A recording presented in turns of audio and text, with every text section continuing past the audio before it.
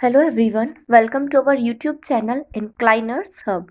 This is Rashi Gautam and today we are going to study about social and religious reforms of 19th and 20th century part 3. इसमें हम पढ़ेंगे young Bengal आंदोलन, Ramakrishna mission और theosophical society के बारे में। तो आइए जानते हैं इनके बारे में और भी चीज़ें। जो यंग बंगाल आंदोलन है उसकी स्थापना 1886 में हुई थी। आप बिल्कुल भी चिंता मत करिएगा, ये सारे ईयर्स और इनके संस्थापक के नाम हम एक ट्रिक से याद करने वाले हैं। ठीक है, तो अभी बस आप सुनते जाइए कि यंग बंगाल आंदोलन की जो स्थापना है वो 1886 में हुई थी और इसके प्रारंभकर्ता हेनरी विवियम डैरोजियो थे।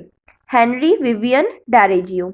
उसके बाद सुरेंद्रनाथ बैनर्जी ने विवियन डैरेजियो को बंगाल की आधुनिक सभ्यता का अग्रदूत कहा है। याद रखिएगा, सुरेंद्रनाथ बैनर्जी ने डैरेजियो को बंगाल की आधुनिक सभ्यता का अग्रदूत माना है और उन्हें अपनी जाति के पिता के रूप में भी स्वीकार किया है। उन्हें अपनी जाति के पिता के रूप में किसने स्वीकार किया है? सुरेंद्रनाथ बैनर्जी जी ने। उसके बाद डैरेजियो को आधुनिक सभ्यता या आधुनिक भारत का प्रथम राष्ट्रकवि भी कहा जाता है। आधुनिक भारत का प्रथम राष्ट्रकवि डैरेजियो को कहा जाता है। आइए इसे याद करते हैं।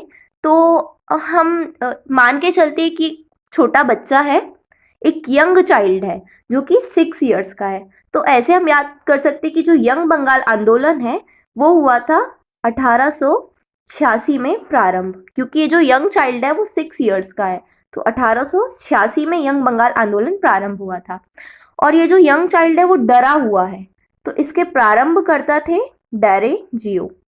इसके जो प्रारंभकर्ता थे यंग बंगाल आंदोलन के वो थे डैरेजियो, क्योंकि जनरली जो यंग चाइल्ड होते हैं या जो यंग एज में बच्चे रहते हैं वो डरे हुए रहते हैं। तो डैरेजियो। और ये कविता पढ़ रहा है। जब भी हम डरे हुए होते हैं तो हम किसी भी भगवान को याद करते हैं या हम कविता पढ़ने लगते हैं।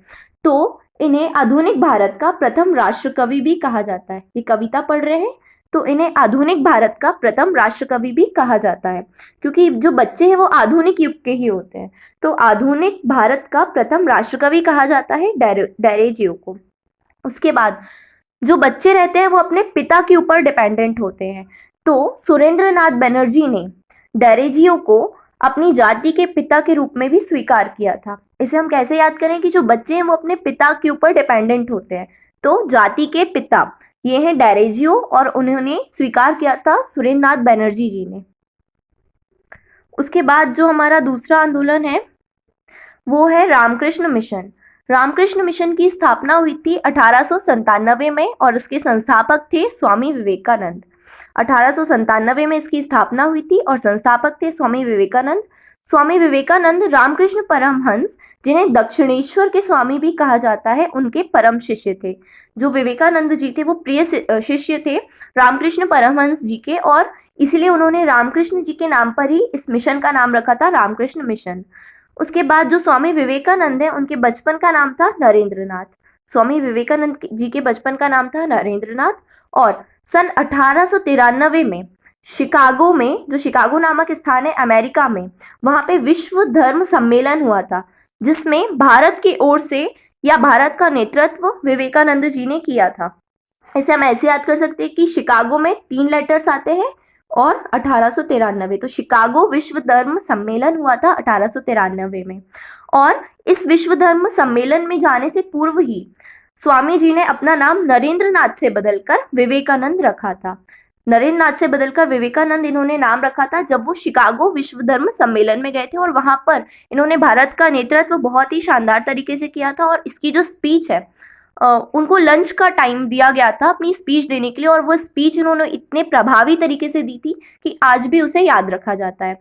अब हम इसे याद कैसे रख सकते हैं कि रामकृष्ण मिशन की स्थापना हुई थी 1897 में। तो आप देखिए राम और कृष्ण आपको इस फोटो में साथ साथ दिख रहे हैं। तो 7 मतलब कि 7, ठीक है। तो रामकृष्ण मिशन की जो स्थापना हुई थी वो हुई थी 1897 में।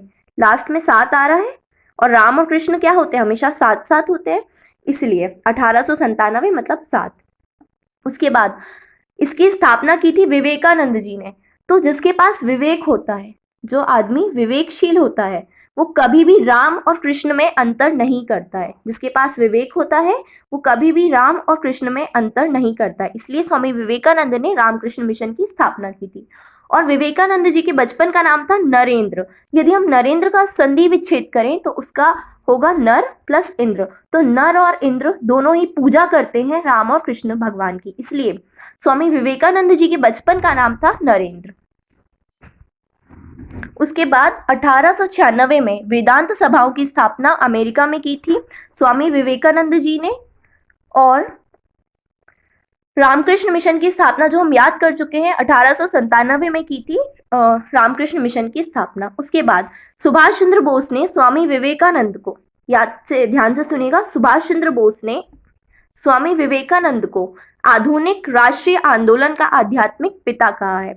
जबकि राष्ट्रीय आंदोलन का अग्रदूत यदि हम कहें तो वो थे राजा राम मोहन राय जी। जबकि आधुनिक राष्ट्रीय आंदोलन का आध्यात्मिक पिता, ध्यान रखिएगा, आध्यात्मिक पिता विवेकानंद जी आध्यात्म से जुड़े हुए थे डायरेक्टली, ठीक है। तो आध्यात्मिक पिता कहा है स्वामी विवेकानंद जी को।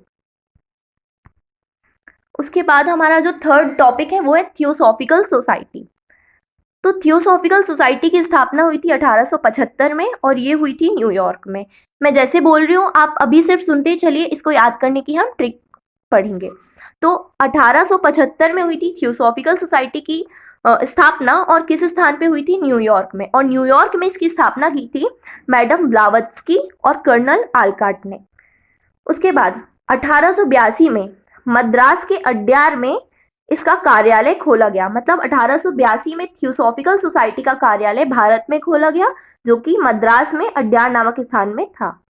उसके बाद 1889 में एनी बेसेंट इस थियोसॉफिकल सोसाइटी की सदस्य बनी और 1893 में वे भारत आ गई। उसके बाद 1917 में इन्होंने न्यू इंडिया पत्रिका का संचालन किया। क्योंकि एनी बेसेंट आई न्यूयॉर्क से थी, न्यूयॉर्क से, तो एनी बेसेंट ने न्यू इंडिया पत्रिका का संचालन किया। और ये कब किया? 1917 में। उसके बाद ये कांग्रेस अधिवेशन की पहली महिला अध्यक्ष के रूप में चुनी गई। बहुत इंपॉर्टेंट क्वेश्चन है कि कांग्रेस अधिवेशन की पहली महिला अध्यक्ष के रूप में किसे चुना गया था? तो उसका आंसर होगा एनी बेसेंट। कांग्रेस अधिवेशन की पहली महिला अध्यक्षा थी Annie Besant, Shrimati Annie Besant. उसके बाद 1898 में इन्होंने सेंट्रल हिंदू कॉलेज जो कि बनारस में है उसकी स्थापना की। 1898 में सेंट्रल हिंदू कॉलेज की स्थापना जो कि बनारस में है वो की थी एनी बेसेंट जी ने। इसको हम याद कैसे कर सकते हैं कि देखिए आपको सोफा दिख रहा होगा और थियोसॉफिकल सोसाइटी में सोफा वर्ड आ रहा है, सोफिकल, तो सोफा वर्ड आ रहा है और सोफा जनरली 5 सीटर होता है। तो इसकी जो स्थापना है वो थी 1875, लास्ट में 5 आ रहा है तो 1875 में थियोसॉफिकल, क्योंकि सोफा जो रहता है वो 5 सीटर होता है, तो 1875 में थियोसॉफिकल सोसाइटी की स्थापना। और हमें हमेशा न्यू सोफा पसंद आता है, कभी भी हम पुराना सोफा पसंद नहीं करते, हमें हमेशा न्यू सोफा पसंद आता है। तो इसकी जो स्थापना है वो न्यूयॉर्क में हुई थी। थियोसॉफिकल सोसाइटी की स्थापना न्यूयॉर्क में हुई थी। उसके बाद इस सोफे में हम सेंट लगाकर बैठते हैं। इस सोफे में हम हमेशा बैठते हैं, वो भी कैसे? सेंट लगाकर, क्योंकि न्यू सोफा है, खराब ना हो जाए इसलिए हम सेंट लगाकर बैठेंगे। तो एनी बेसेंट का नाम जाना जाता है थियोसॉफिकल सोसाइटी के लिए भारत में। एनी बेसेंट, सेंट वर्ड आ रहा है इसलिए सेंट लगाकर बैठेंगे हम इस सोफे में। सोफा मतलब थियोसॉफिकल सोसाइटी। उसके बाद जो एनी बेसेंट थी वो थी फर्स्ट वुमेन हेड। जो एनी बेसेंट थी वो थी फर्स्ट वुमेन हेड, मतलब कि कांग्रेस अधिवेशन की पहली महिला अध्यक्षा। तो जब भी हम नया सोफा लाएंगे तो हम हमेशा क्या बोलेंगे? वुमेन्स फर्स्ट, या हर जगह पे हम वुमेन फर्स्ट बोलते हैं, मतलब जो महिलाएं हैं वही सबसे पहले बैठती हैं। तो थियोसॉफिकल सोसाइटी की जो अध्यक्षा थी एनी बेसेंट, वो ही थी कांग्रेस के अधिवेशन की पहली महिला अध्यक्षा। तो आई होप आपको ये सारे जो फैक्ट्स हैं वो क्लियर हुए होंगे और आप इनसे क्वेश्चन